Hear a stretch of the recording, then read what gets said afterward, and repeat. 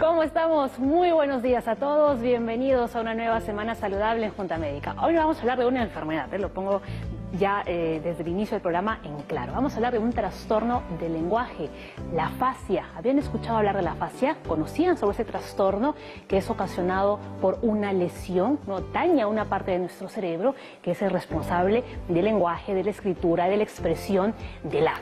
Puede ser leve y puede llegar a ser incluso hasta grave. Vamos a conocer todo sobre la afasia porque tenemos un gran grupo aquí en la Junta Médica. Empezamos.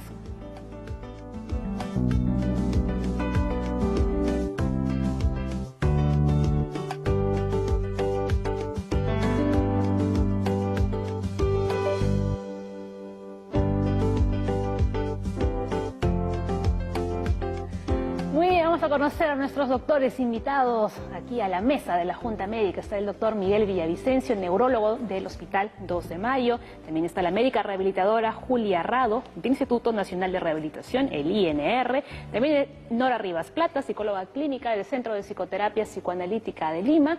Y el psicólogo Carlos Palacios, también del INR. Gran mesa la que tenemos hoy en Junta Médica. Vamos a conocer mucho, ¿no? Y en profundidad sobre la afasia, un trastorno del lenguaje que puede aparecer a cualquier edad, producto, ¿no? O causado por una lesión en parte, ¿no? Doctor, ¿cómo está? Bienvenido. Buenos días, ¿qué tal? Ante todo, buenos días con todos, buenos días con todos los colegas.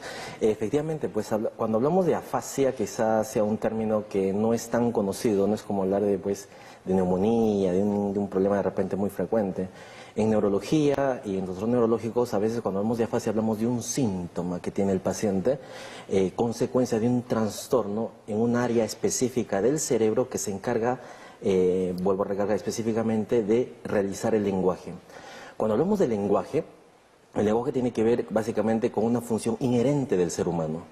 Que nos permite comunicarnos y tiene que ver con la fluidez con la que se expresa uno, con la comprensión que tiene la persona, la capacidad de poder usar, con la producción de las palabras para poderse expresar y con la forma como repite. Todo eso es lenguaje. Entonces, no solo tiene que ver con hablar, sino con todos esos componentes que efectivamente es lenguaje. En términos fáciles a veces decimos que para nosotros, de repente los colegas, ¿no? Es una alteración del lenguaje con todos esos componentes, ¿no? Y básicamente se da por la alteración, por daño directo de una área específica que efectivamente va a hacer que el paciente tenga cierto grado de afasia. Uno de los síntomas, quizás para que la gente pueda entender, pero que no nos asustemos tampoco, ¿no?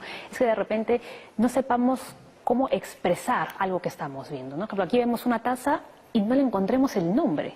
Claro, hay que entender lo siguiente, que el paciente previamente sano, estaba sano completamente, puede amanecer con este trastorno. Muchas veces este trastorno no es súbito o es progresivo y llama la atención y genera mucho estrés en la persona que lo padece, porque efectivamente, como lo ha mencionado, puede empezar con cualquier parámetro que ya mencioné hace mucho tiempo, hace un momento.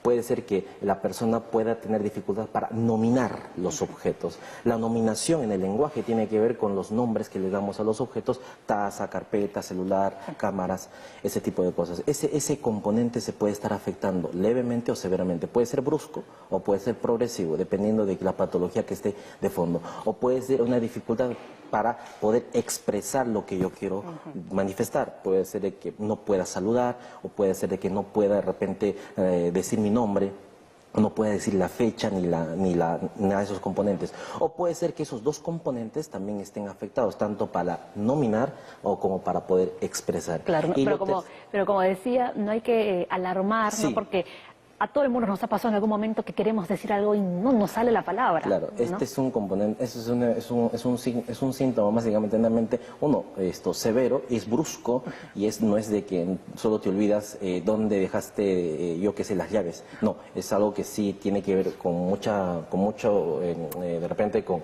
severidad de poder nominar grandes objetos que normalmente sí lo sabía, celular y ese tipo de cosas. Obviamente hay que entender que la persona está previamente sana, eso sí es bueno mencionar. Aclararlo. Porque muchos se olvidan, yo qué sé, uno de repente está inatento, tuvo una mala noche, no duerme bien y se olvida las fechas, no está inatento muchas veces, pero este es un problema mucho más severo, ¿no? Entonces, que obedece básicamente a un trastorno netamente neurológico. Muy bien, a ver, doctores, Julia, Nora, Carlos, ¿no? Hay dos personas del INR aquí y es muy importante que ustedes estén aquí en Junta Médica porque justamente la rehabilitación es clave, ¿no?, cuando hablamos de afasia.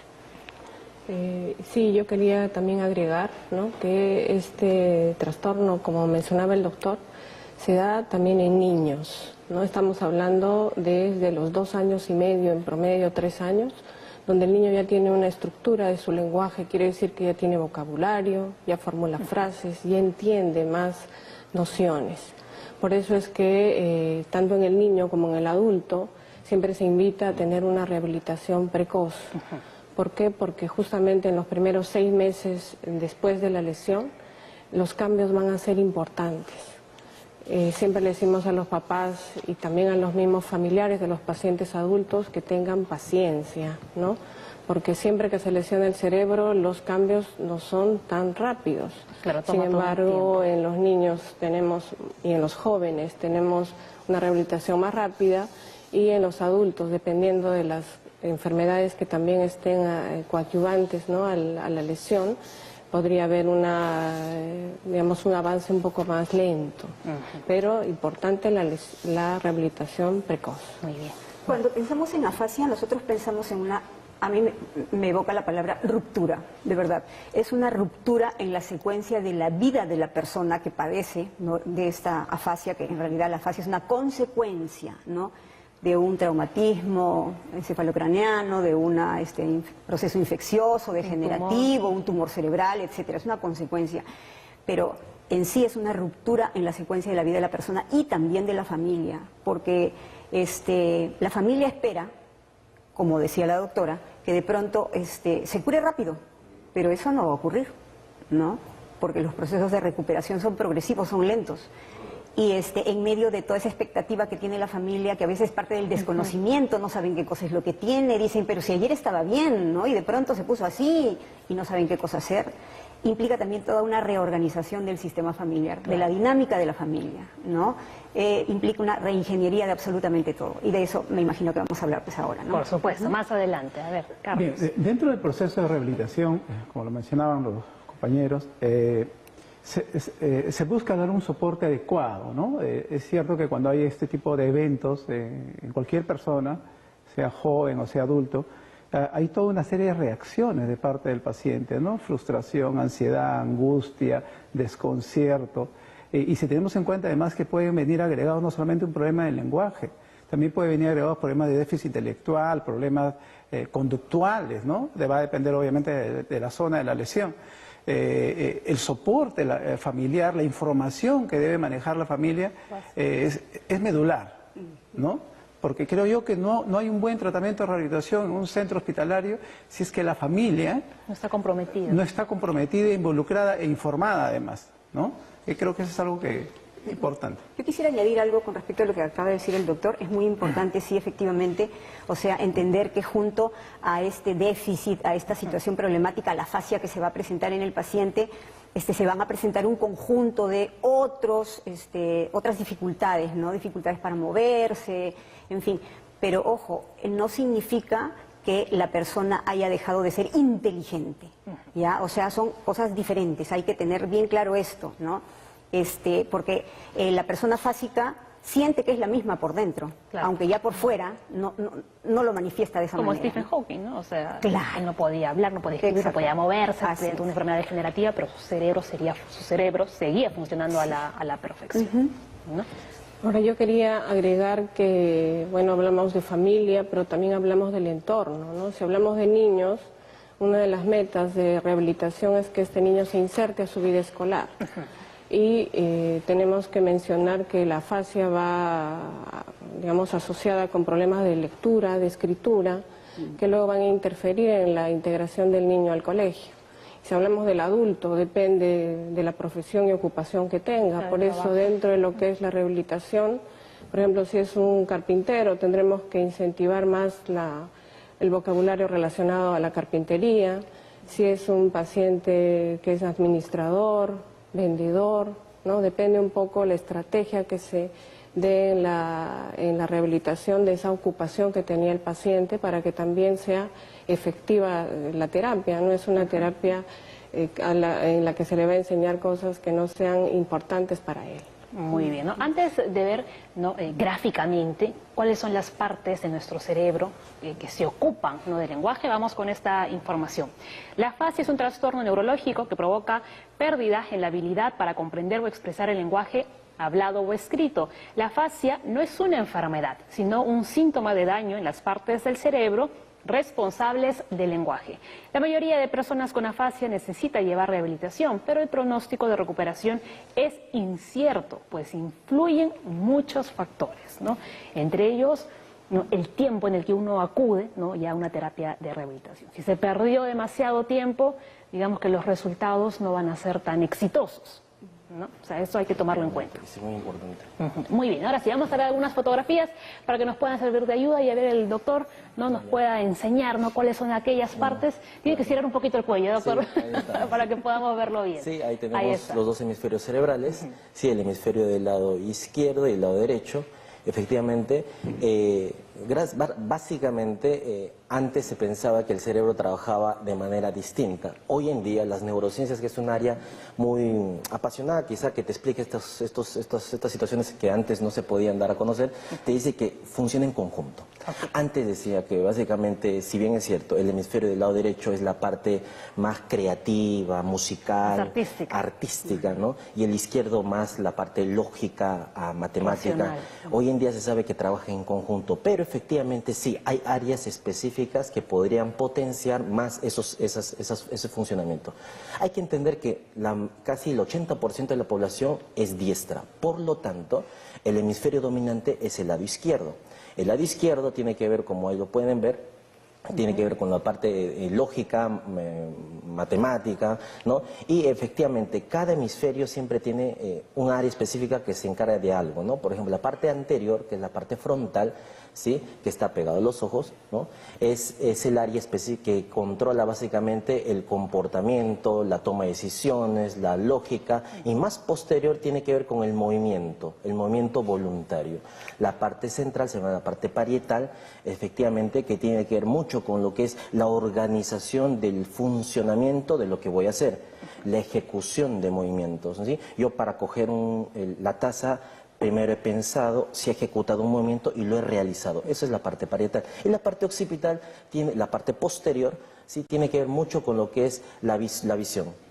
Si bien es cierto, muchos dicen, yo veo con los ojos, mentira. Uno ve con el cerebro. Los ojos simplemente son un medio nada más, por lo cual entra la información y en la parte posterior se organiza todo esto. Entonces, como pueden ver, señores televidentes, básicamente el cerebro específicamente tiene varias funciones.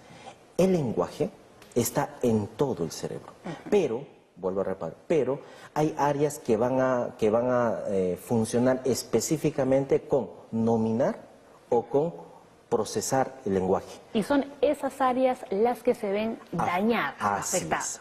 Están muy pegadas a áreas de movimiento o áreas de comprensión o áreas de ejecución. Es por eso que gran parte de las afasias van a ir siempre, casi siempre de la mano con déficit motor, o sea que no pueden mover la mano o la cara, la mano o la cara, o la pierna nada más, ¿sí? Gran parte. Si yo no puedo entender, hay cierto grado de alteración del lenguaje, alteración en la fluidez, en la comprensión o en la repetición del lenguaje hablado, y tengo un déficit motor, probablemente se ha afectado un área que efectivamente tiene que ver con el lenguaje y pegado a un área de motora. El 30-40% de eventos vasculares van siempre con afasia. Por lo tanto, es una patología muy frecuente en la población adulta, que está más sometida a, más que todo, pues, a presión alta, diabetes y ese tipo de cosas. Es muy frecuente, como dice el doctor, pero poco conocida, ¿no?, por la población. Sí, quizá porque a la persona y a la familia más de repente le altera que tenga el problema de no poder caminar. Y casi no le dan tanta importancia porque sienten que llora y es la impotencia de no poder hablar. Entonces, ya en una evaluación en la emergencia, el paciente llega en la emergencia, todo el mundo se dio cuenta que no puede caminar porque tiene un déficit motor, pero ya en la evaluación te puedes dar cuenta que tiene problemas para el lenguaje. Vuelvo a repetir, la población diestra, el hemisferio dominante, es el lado izquierdo. Y hay una población muy pequeña, reducida, ambidiestra, y los zurdos, que es el lado contralateral. Pero es más, en los zurdos casi te puede dar afasia también cuando se afecta el lado no dominante. Entonces, es algo muy que no se entiende tanto porque, si bien es cierto, la población, los diestros, que el lado dominante se va a afectar, y si se afecta el lado dominante, efectivamente te puede dar una afasia, y en el zurdo no pasa todo esto. Entonces, hay cosas que no están declaradas muy bien todavía. Bueno, pero ya más o menos estamos comprendiendo, ¿no?, en qué consiste esto de la afasia. Y hemos visto aquí con esta imagen, ¿no?, las partes de nuestro cerebro, que si bien, como dice el doctor, todo trabaja en conjunto, hay ciertas zonas en que sí son un poco más específicas, ¿no? Muy bien, primera pausa en Junta Médica, estamos en vivo, envíenos todas sus consultas, ya sea por las redes o llamando a la línea médica, los estamos esperando, ya regresamos.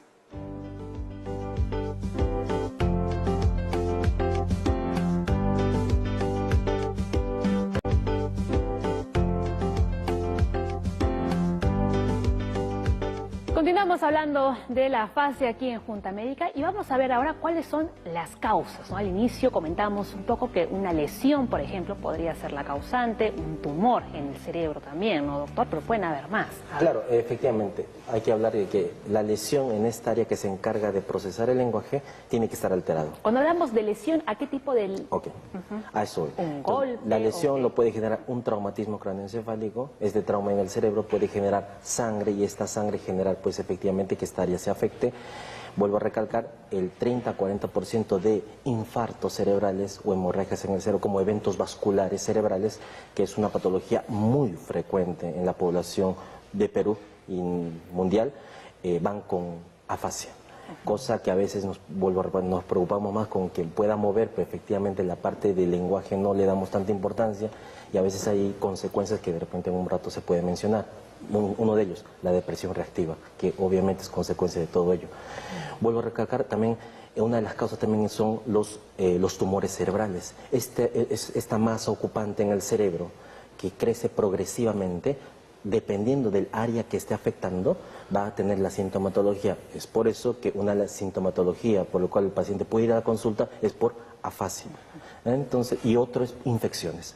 Los abscesos cerebrales, que también es frecuente en la población, vemos en el hospital vemos muy buena cantidad de pacientes con abscesos cerebrales, granulomas por tuberculosis, también te dan cierto grado de afasia. Entonces, las lesiones que puedan generar efectivamente que esta área se afecte, pueden ver desde hemorragia, sangre o masas que ocupan espacio en el cerebro, que efectivamente pueden generar todo esto. O lo último a mencionar, básicamente, una enfermedad degenerativa, tanto Alzheimer como Parkinson, en el curso de la enfermedad van con cierto grado de afasia. No es brusco, sino es progresivo, distinto a las anteriores que pueden ser de inicio brusco.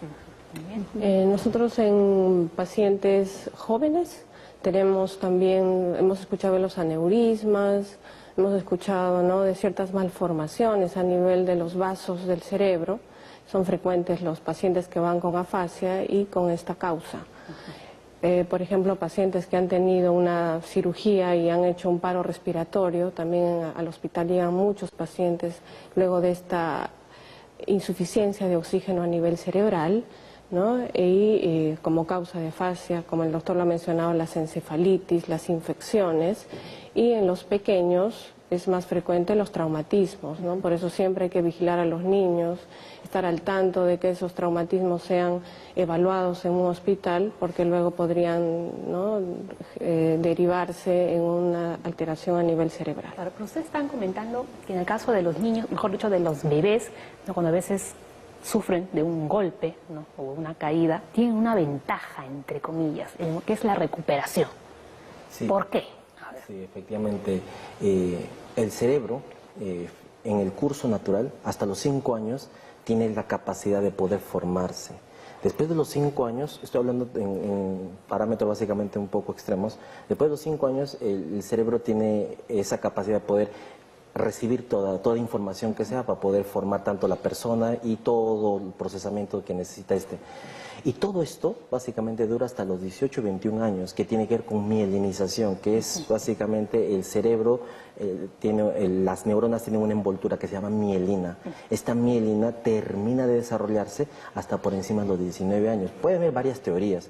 Una de las causas por la cual también se dice que el adolescente es un poco rebelde es porque el área frontal también no se ha mielinizado como tiene que ser. Entonces, este desarrollo tiene todo un proceso. Los niños, hasta los 5 años tiene mucha plasticidad cerebral. Como el cerebro todavía es inmaduro, tiene otros recursos para poder salvaguardar el área que por A o B estaría no funcionando bien.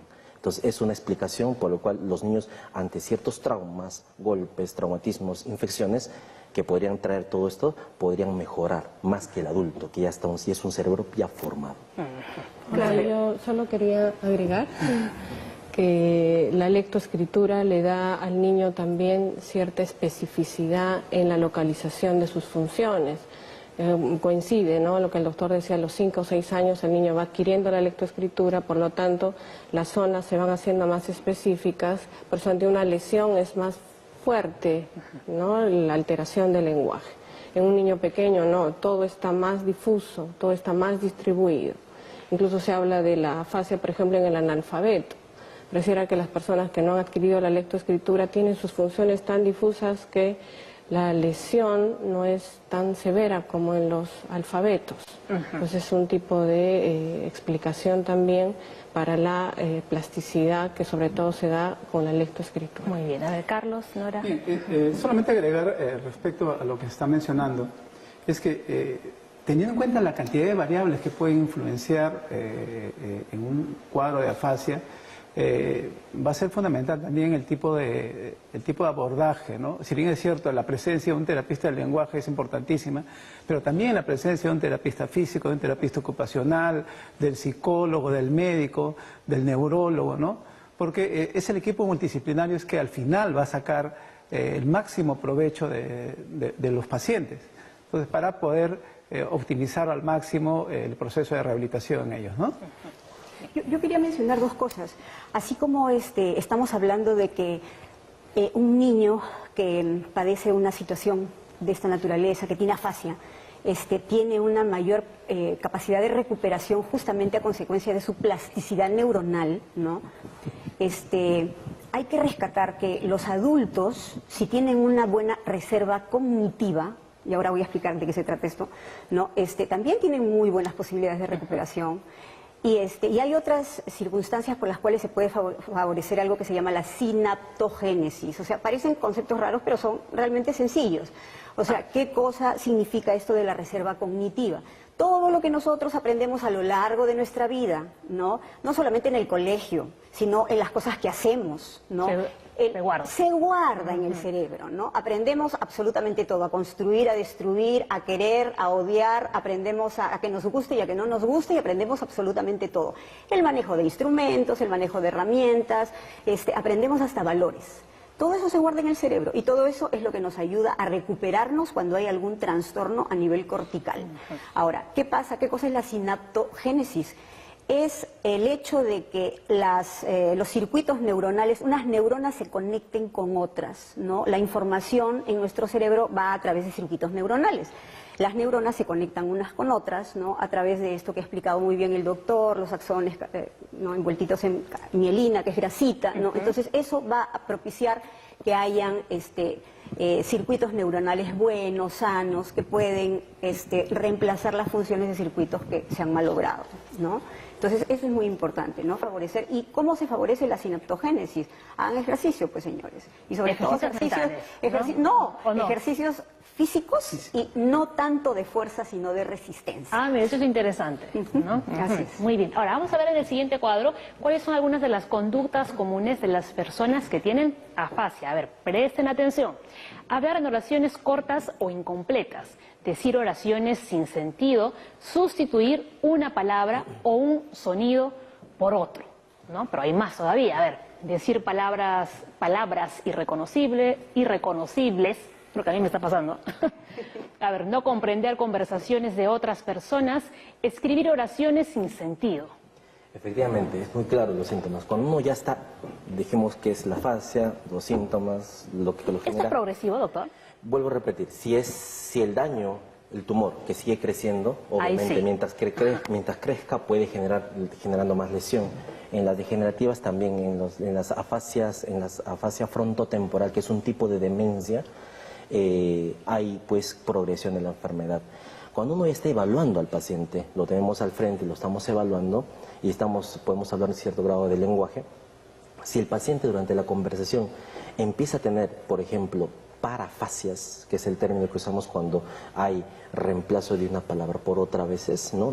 Puede empezar una palabra como car, no terminar en peta, sino terminar en otra frase. Si parafasias, o en una oración también reemplazar una palabra por otra, no se le entiende bien, entonces uno se puede dar lo que está pasando acá. O sea, reemplaza una palabra por otra, pero que no tiene nada que ver con la... Claro, ellos quieren decir, por ejemplo, ellos quieren decir, la taza está fría, la taza está fría. No termina, entonces tú te das cuenta que sí quiere tener un concepto, pero no se le entiende como tal. O durante este proceso de evaluación también pueden ir con neologismos, eso sí, piensan que están diciendo palabras que de repente pero no son nuevo, palabras nuevas, se inventan palabras. Esto no es consciente, es completamente inconsciente, porque hay áreas que pueden estar también tratando de salvaguardar el problema, ¿sí? Y estos procesos, así a grosso modo, y cuando uno le dice, ¿sabes qué tienes en tu mano? Anomia. No pueden nominar. Entonces, son situaciones muy groseras, por así decirlo, en entrevista, que te pueden estar dando cierto grado de que estés frente a un paciente con afasia. Cuando tenemos eso en la consulta, inmediatamente tenemos que, sí, ya hacer algo más exhaustivo de evaluar todos los componentes del lenguaje. Ahora, vamos a clasificar, porque hay una clasificación de los tipos de afasia, no todas son iguales. Ahora, tenemos aquí un cuadro y ustedes nos van a ayudar, ¿no?, a ir explicándolo poco a poco. A ver, dice, está la afasia expresiva, no lo que decía el doctor. Sabe lo que quiere decir, pero tiene dificultad para decirlo o escribirlo, ¿no? Luego está la afasia receptiva, no le encuentra sentido a lo que oye o lee. Efectivamente, la afasia de expresión es una de las afasias básicamente frecuentes, ¿sí? Está dada básicamente por una afectación en una área que tiene que ver con la expresión, básicamente la afasia motora, ¿ya? El paciente puede de repente entender, pero no puede usar las palabras para poderse dar a entender. Esto es muy catastrófico para la persona porque obviamente lo frustra no poderse manifestar. Y la afasia que va, otra forma de afasia, básicamente, la afasia sensitiva, sí, o la afasia que tiene que ver mucho con entendimiento. Esto sí es muy severo en el contexto de que lo limita mucho al paciente porque el paciente piensa poder vocabularizar o poder expresarse, pero no se le entiende nada. Es muy fácil a veces entender, uno va a hablar lo que puede entender. La afasia de sensitiva el paciente no puede entender, por lo tanto no puede manifestarse como tal. Y luego vamos a ver cómo debemos reaccionar, ¿no?, o cómo debe ser la actitud de las personas que estamos frente a alguien que tiene afasia. Eso lo vamos a ver más adelante. A ver, para seguir continuando con los tipos principales de afasia, está la anómica, dificultad en usar las palabras correctas para describir objetos, lugares o eventos. Y luego está la global, la persona que no puede ni hablar ni entender lo que se le dice, leer o escribir. Ahora, cuando analizamos a un paciente con afasia ya en el hospital, muchas de las cosas que hacemos, por ejemplo, es transcribir lo que dice, ¿no? Entonces, el paciente le podríamos preguntar, ¿qué es esto?, ¿no? Y puede decir cucharita, ¿no? Entonces uno tiene siempre que buscar una asociación entre taza y cucharita. Te puedo preguntar sobre pizarra y me dice tiza, por ejemplo. Entonces hay cierta asociación en lo que me está diciendo. ¿Pero él sabe que está diciendo cucharita y no taza? En muchos casos sí, pero hay asociación. Entonces quiere decir que su déficit no está tan severo en aspectos, por ejemplo, receptivos o comprensivos. Hay pacientes que, por ejemplo, te quieren contar algo y omiten artículos, omiten preposiciones, omiten adjetivos. Sin embargo, lo que expresan tiene sentido. Entonces, lo que se busca, sobre todo en aspectos de rehabilitación, es ver todo lo que tiene el paciente, ¿no?, en todos sus componentes. El léxico, que tiene que ver con vocabulario, la sintaxis, que tiene que ver con la estructuración de oraciones, cómo está la parte de semántica, que tiene que ver con la comprensión de información, cómo está aspectos pragmáticos, que a veces nosotros no le tomamos tan en cuenta, ¿no? Cómo están los dobles sentidos. Ese paciente sabe que es una metáfora, sabe que es ser piña, por ejemplo, ¿no? En el consultorio también decimos, señor, ¿qué es ser piña? Y asocia la información, ¿no? Claro. Mala suerte, ¿no? Entonces, ese también es un aspecto importante del lenguaje que a veces no lo tomamos tan en cuenta y que nos sirve en el contexto en diferentes situaciones. Muy bien. A ver, vamos a hablar de psicológica. Yo quería añadir, con respecto a la clasificación, ¿podrían, por favor, poner el cuadro anterior? Cuando hablaban de afasia motora, ¿no? O sea, es importante saber la afasia motora. Afasia expresiva, claro. Expresiva. Claro, la persona tiene dificultades para decir, ¿no?, lo que va a decir o escribirlo porque ha tenido una lesión en una parte de su hemisferio izquierdo, en su lóbulo frontal, ¿ya? Entonces eso es lo que hay que recuperar. Y ¿qué pasa con la afasia expresiva? La persona puede querer decir ciertas cosas, pero a veces no logra encontrar la palabra, a pesar de que su pensamiento adentro de sí sabe qué cosa es lo que quiere decir, no logra ponerlo en palabras. Entonces, ¿qué cosa va a utilizar? Frases cortas, como decía la doctora, frases que ya no llevan ni artículo, ¿no? De pronto no llevan adjetivos, calificativos, ¿no? No hay eso, son frases muy cortas, casi telegráficas. Y la familia de pronto puede reaccionar con mucha sorpresa, ¿no? Algunos incluso hasta niegan el síntoma o lo ridiculizan, ¿no? Claro. ¿Qué estás hablando? ¿Qué estás diciendo? ¿No? ¿Y qué pasa con la afasia receptiva? Tiene que ver con una lesión en otra parte de su hemisferio izquierdo que tiene que ver más con los lóbulos temporales. Con la comprensión. Exactamente. Entonces, le pueden decir a la persona que hable, la persona va a hablar, pero es un habla que no tiene significado, ¿no? Es una especie de ensalada de palabras. La persona cree que se está haciendo entender, pero en realidad el otro no lo comprende. Y la persona tampoco comprende lo que el otro le está diciendo, ¿no? Entonces, ahí hay una mezcla ¿Eso de incluye lenguas. balbuceos también? También. Claro. También. Por supuesto. Ajá. Por supuesto, ¿no? Entonces, es muy importante que la familia se dé cuenta de qué cosa es lo que le está pasando a esta persona con la afasia y en función a eso puede elaborar una estrategia para poder comunicarse con la persona, ¿no? Hay que tener en cuenta, bueno, en todas las modalidades de afasia... La clasificación, ¿no? Sí. Hay una serie de reacciones emocionales. No en todas las afasias las reacciones emocionales son las mismas, ¿no? Por ejemplo, en una afasia global, la reacción emocional del paciente es mucho más plana, sin iniciativa, escasa motivación generalmente, ¿no? En los pacientes con afasia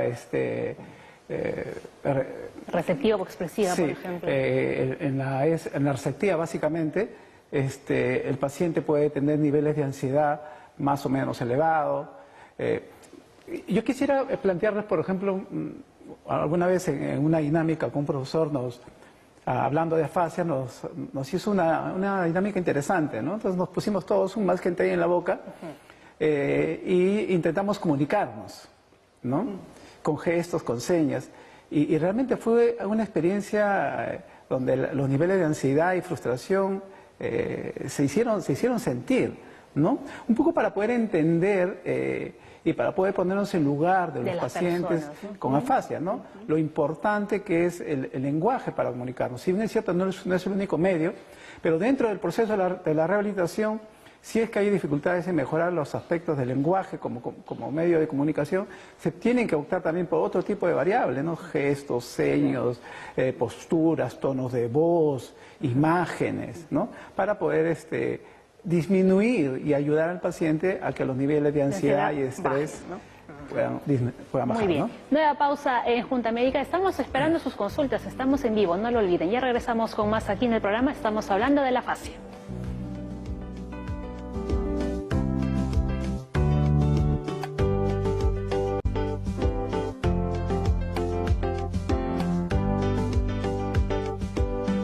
Muy bien, aquí en la mesa de Junta Médica contamos con dos representantes del INR que nos han estado contando muy bien, ¿no? Cómo debe ser el proceso de rehabilitación, qué es lo que se necesita, qué hacen a veces ustedes también con los pacientes. Pero vamos a ver el informe que nos ha preparado Aura, nuestra reportera, porque se ha ido al INR y nos va a enseñar cómo es la rehabilitación con un paciente diagnosticado con afasia. Hola, esta ruta de la salud nos ha traído el Instituto Nacional de Rehabilitación. Hemos llegado hasta aquí para conocer un poco más sobre las terapias que reciben los pacientes con diferentes tipos de afasias. Así que vamos a ver qué tienen para nosotros.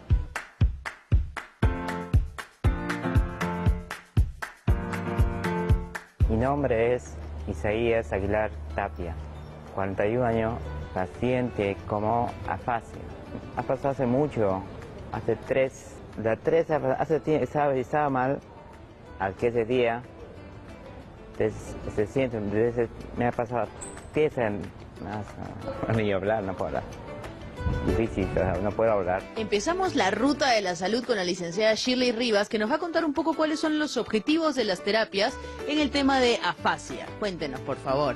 Buenos días. Bueno, los objetivos en la afasia son que el paciente logre incursionar nuevamente en la sociedad, que el paciente sea capaz, ¿no?, de entablar su vida normal, que haga sus actividades normales, ya que por una lesión neurológica ha perdido esas capacidades. Y en el caso específico de Isaías, de acuerdo a su diagnóstico, ¿qué tipo de terapia se le aplica? Sí, bueno, mi paciente Isaías es un paciente que tuvo un accidente cerebrovascular en el 2016, ¿no? Quedó con un diagnóstico de afasia de conducción, en la cual pues él no puede repetir palabras, oraciones, y su lenguaje, a pesar de que es, digamos, parcialmente fluido, también se presenta pues este tipo de dificultades, mostrándose un poco de parafasias, ¿no?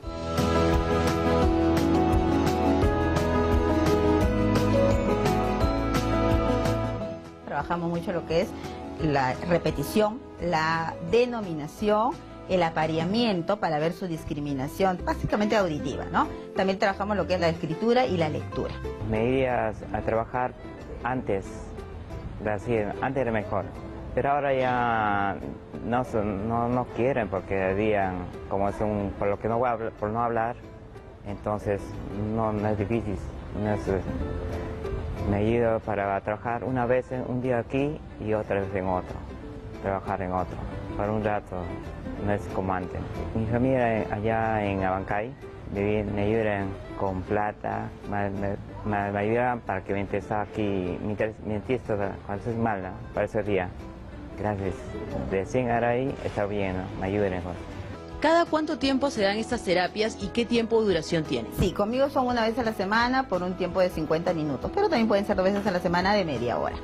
¿Acompañan esta terapia a otras disciplinas? Por supuesto, nosotros tenemos un equipo multidisciplinario, tenemos con terapia física, terapia ocupacional, lo que es psicología y apoyo social.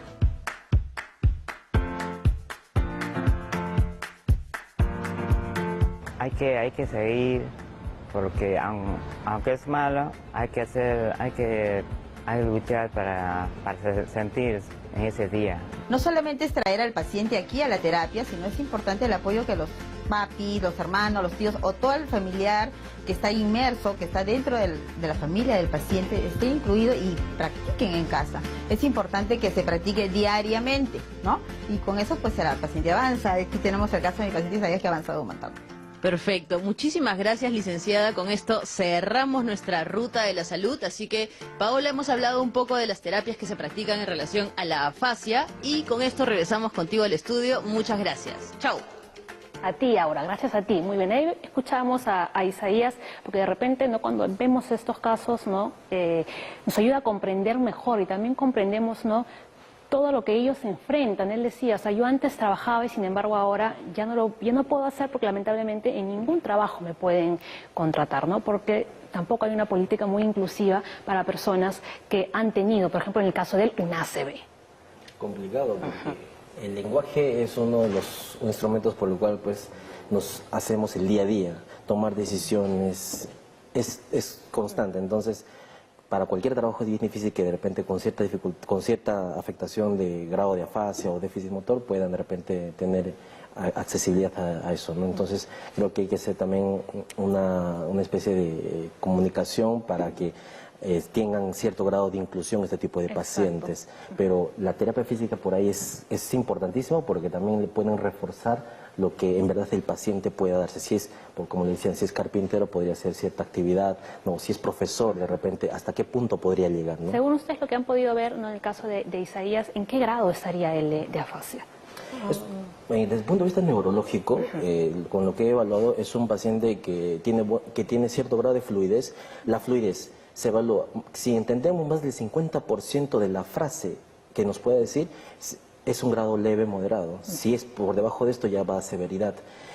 Con la comprensión se puede comunicar, ¿sí? El detalle es cierto grado de repetición que tiene. Se dan cuenta que omite ciertas palabras, entonces podría decirse que, claro, es una fase de conducción, está yendo, tiene cierto grado de motor, entonces está yendo a mejoría. Probablemente este paciente haya recibido terapia prontamente, entonces eso hace que la recuperación sea más rápida. Hasta cierto grado de repente de artículos que se han revisado, se dice que si la terapia es dentro de los 6 primeros meses o 3 primeros meses, en la terapia del lenguaje, asociado a lo que es la terapia ocupacional, se dice que la recuperación puede ser mucho más rápida. Es más, repite en terapias, en sesiones, que ya aquí nos pueden de repente dar más énfasis en esto, cuando se habla del número de sesiones también tiene que ver mucho con recuperación, pero eso ya depende del grado y la severidad. Este paciente me parece que ha acudido tempranamente y la recuperación es pronta. Sí. A ver, Carlos, Julia, ustedes que son del INR. Bueno, yo conozco a Isaías y Isaías comenzó con una afasia mucho más severa. Gracias, como decía el doctor, a su pronta rehabilitación, él ha ido haciendo una transición del tipo de afasia. No es que el paciente que tiene una afasia global se queda en ese diagnóstico, puede con el tratamiento ir hacia afasias mucho más leves. En el caso de Isaías, ya está haciendo algunos trabajos como carpintero, porque lo que él se tiene un poco de dificultad es explicar cómo quiere el diseño, tal vez la persona que lo va a contratar, pero nos lleva sus láminas donde él puede a la hora hacer, de ejecutar, ahí no tiene ejecutar no tiene dificultad, ¿no? Cuando hace el trato y cuando tiene que cobrar, ahí es donde tiene dificultades para calcular, ahí es que lo apoyan, ¿no? Incluso la familia le ha dado un taller para que él pueda hacer algunos trabajos, pero no es como tener un trabajo como él lo tenía antes, ¿no? Claro. Dependiente. Bien, lo conozco al paciente, es paciente crónico, debe tener por lo menos 2 años de evolución, Sí, 2016, más o menos, ¿no? Y es cierto, el lenguaje ha mejorado significativamente, ¿no? A pesar de las limitaciones que se observan. Sin embargo, lo que se menciona un poco que el aspecto laboral, me gustaría poder poner énfasis en esto, ¿no? No solamente en la dificultad que pueda tener el paciente en su lenguaje, sino también en todas las pérdidas adicionales. ¿Qué tiene que ver el trabajo? ¿Qué tiene que ver su rol como padre de familia, como jefe de familia, como proveedor del hogar? ¿Qué tiene que ver en el aspecto social, en el aspecto de la sexualidad, inclusive a veces?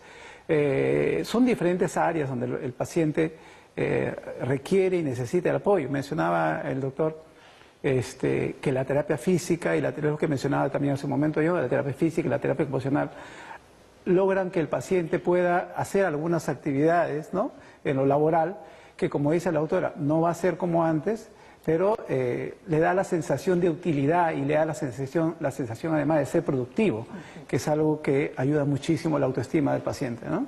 Muy bien, ¿no? Vamos con algunas consultas. Yo quería, ¿cómo se llama?, añadir algo.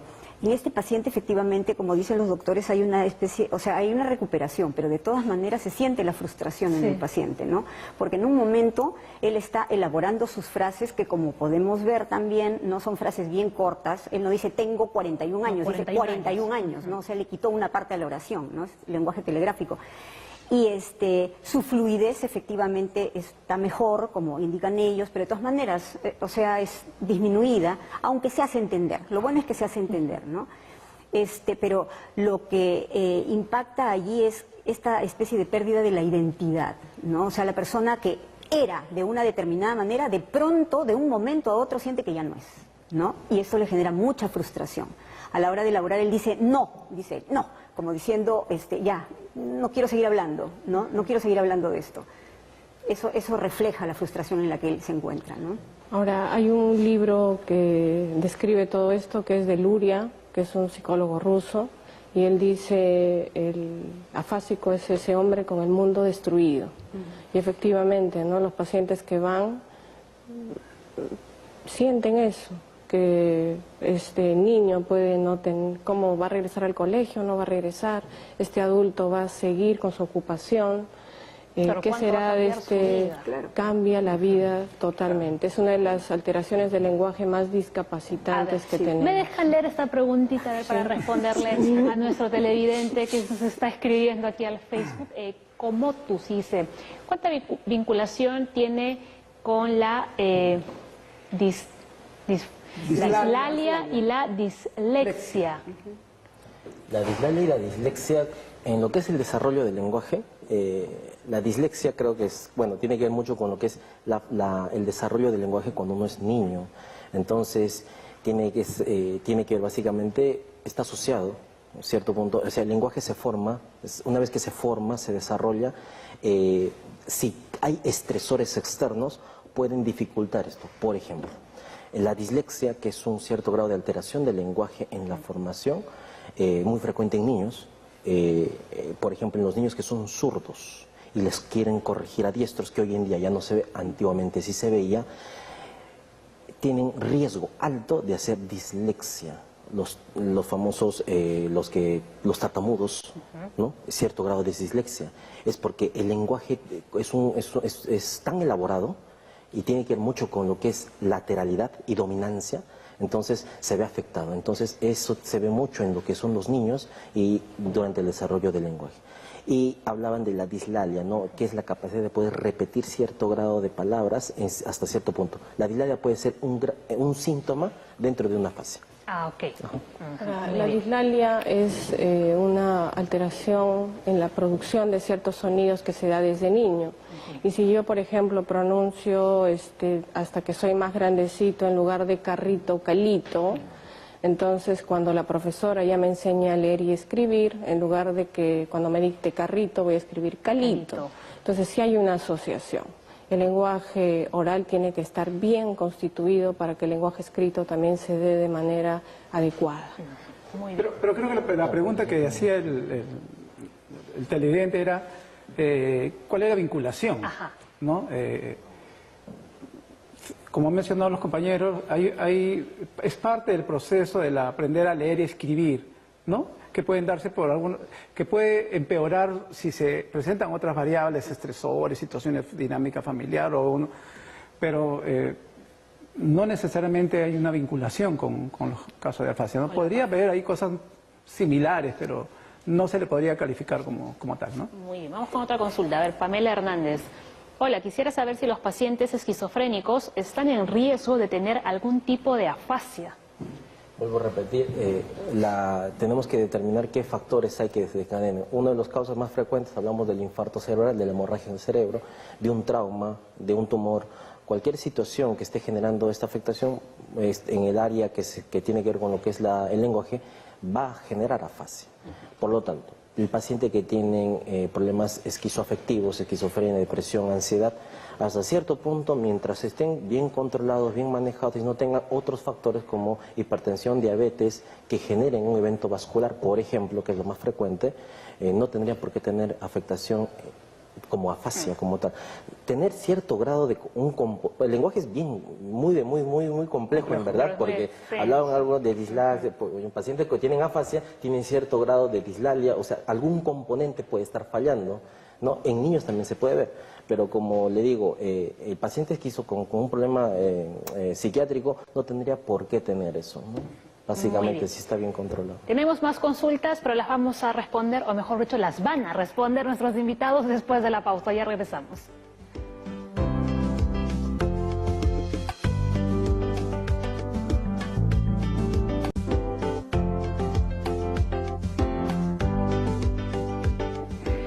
Vamos con las preguntas, que se nos va el tiempo. A ver, Carmen de San Martín de Porres dice: mi hija de 7 años tiene Asperger. A los 3 años el neurólogo le hizo una resonancia porque se cayó, pero en este examen no le encontraron nada. Ella habla inglés con mayor facilidad, ya que el español no lo escribe, pero sí lo entiende. 2 consultas hace Carmen. ¿La afasia influye en los niños con Asperger y la debe llevar a psicología para un tratamiento? Creo que, dando la respuesta, es un paciente que tiene un diagnóstico preciso, el Asperger, tiene que ir cierto grado de autismo, tiene que dar una valoración por neuropsicología y por el especialista para ver qué componente está fallando, para hacer énfasis más en lo que es la terapia del lenguaje. Amerita terapia del lenguaje. Ahora, un paciente con Asperger también podría tener su afasia, pero tendría que tener una causa además, ¿no? Hemos hablado de lesiones, algún traumatismo. Pero ella dice que a los 3 años se cayó y le hicieron una resonancia, pero que en ese momento no salió. Aparentemente no es entonces una afasia. Siguiente. Pero yo estaba pensando en, ya, los Asperger tienen dificultades para relacionarse socialmente, ¿no? Para interpretar ese lenguaje de gestos que tiene la otra persona y que nos permite comunicarnos. Entonces sí es importante que la señora lleve a su hijito a una evaluación psicológica. Claro que sí, ¿no? Muy bien. Vamos con la siguiente consulta. Carlos Ceballos, desde el Cercado de Lima. Tengo 74 años y parálisis facial del lado izquierdo de la cara. Desde niño hasta ahora he tenido 5 episodios de parálisis y actualmente tengo afasia. ¿Qué terapias puedo llevar para tratar estos episodios? Inicialmente es importante una buena evaluación para ver qué componentes del lenguaje están alterados y de acuerdo a eso marcar los objetivos y debería usted primero ir a hacer un buen diagnóstico, una evaluación exhaustiva, minuciosa, para luego recién fijar objetivos para que vaya mejor su trastorno de afasia. En el caso de ese señor que tiene 74 años y quisiera acudir al INR y no tiene seguro social, pongámonos en el caso, ¿no? Los pacientes que van al INR van con una referencia, sean asegurados, sean sin ningún seguro o que tengan seguro integral de salud. A todos los pacientes se les atiende con toda amabilidad y lo esperamos, señor. Señor ya lo sabe, ¿no? Carlos Ceballos puede acudir al INR. A ver, y Rocío Meléndez, la última, llamó desde Los Olivos. Mi hijo de 5 años no puede hablar bien, pero sí entiende todo. Lo llevo a terapias de lenguaje, pero no evoluciona. Tuvo golpes en el hemisferio derecho, frontal, y hasta fue intervenido quirúrgicamente. ¿Qué puedo hacer y a dónde lo puedo llevar para que pueda tener una mejor recuperación? Una de las cosas que creo que ahí tiene que tenerse en cuenta es una buena evaluación clínica, ¿no? Por los especialistas respectivos, para poder determinar qué está originando este problema del lenguaje. Si bien es cierto, la adquisición del lenguaje puede variar en los niños, ¿no? A veces uno se preocupa porque los niños no pronuncian bien las palabras a los 3, 4 años, cuando su nivel de maduración de repente no es esa, y a veces a los 5 pueden adecuarse muy bien a utilizar las palabras y ampliar su repertorio de lenguaje. Entonces, en este caso específico, creo que una buena evaluación clínica para ver si es derivado a los demás especialistas y poder determinar realmente qué es lo que ha pasado con él, ¿no? Claro, ¿no? Bueno, aquí nos faltó el dato de cuánto tiempo lleva en la terapia del lenguaje, ¿no? Probablemente es un niño que tenía una lesión en el cerebro, ha tenido trauma en el cerebro, por lo tanto ese cerebro ya no es al 100%. Tiene afectación del lenguaje y hay una lesión cerebral, por lo tanto va a tardar mucho más tiempo en recuperar, hasta donde se pueda recuperar con la terapia exhaustiva. El tiempo es importante. Si, por ejemplo, esto tiene más de 6 meses, hay que hablar bien con la familia y con la mamá más que todo, que eso va a tardar un poco más en recuperar y hay que ver cuánto se puede recuperar, es decir, la parte expresiva o la parte más que también motora o de emisión, ¿no? Hay que hablar bien los tiempos, pero de que tiene un trauma que puede estar generando todo esto. Ahora, yo siempre les comento a los familiares, no es solamente llevar al paciente a terapia, sino también ver qué tanto en casa reforzamos, ¿no? lo que se hace, importante, ¿no? Porque si no, realmente la terapia no funciona. A veces nos confiamos, está yendo a rehabilitación o está yendo a su terapia, y en casa no cambiamos absolutamente nada. Lo que la experiencia nos muestra en el día a día es que hay esa creencia, ¿no? Lo llevo al paciente al hospital para que lo vean los profesionales y la familia se involucra poco o nada, ¿no? Entonces, algo que deben tener en cuenta la familia de cualquier tipo de pacientes es que su presencia, que se involucren, que se informen respecto a lo que el paciente tiene, va a marcar la diferencia en cuanto a la rehabilitación, ¿no? Y a la mejoría del paciente. Si eso no hay, va a ser bien complicado que el paciente pueda lograr algún avance importante, ¿no? Nos vamos. A ver, Nora, comentario final. Es duro para la persona que de haber estado o sentirse sana, de pronto amanece con este problema, ¿no? Y lo peor de todo es que todos quieren ayudarle, pero no saben cómo. Entonces, esto significa empezar desde cero, ¿no? Las recomendaciones, entonces, ¿cómo deberíamos actuar nosotros? Por ejemplo, primero entender que esto es un trastorno, ¿ya? Que necesita ser tratado lo más pronto posible. Lo segundo, hay que tener mucha paciencia y mucha constancia. Es muy importante trabajar, ¿no?, en lo que es la rehabilitación, entrenando, ejercitar al paciente, pero sin llevarlo al agotamiento, porque a veces también, así como hay gente que no se involucra, hay gente que más bien quiere la recuperación rápida y somete al paciente a una serie de ejercicios que en realidad lo agotan, y eso está mal. Hay que entender que el paciente afásico tiene mucho cansancio, no solamente para hablar, sino también para moverse y que su cuerpo ya no va a responder como antes, ¿ya? Muy bien. Entonces, no cansarse. Perfecto. Hay que seguir adelante. No, y rapidito, ¿no?, para reforzar lo que nos han contado los doctores. A ver, cuando hable con una persona con afasia, limite las distracciones y el ruido. Hable en lenguaje de adultos. No finja entenderla si no le comprende. Establezca contacto visual cuando le hable a la persona. Y si la persona con afasia no puede entenderlo, no grite.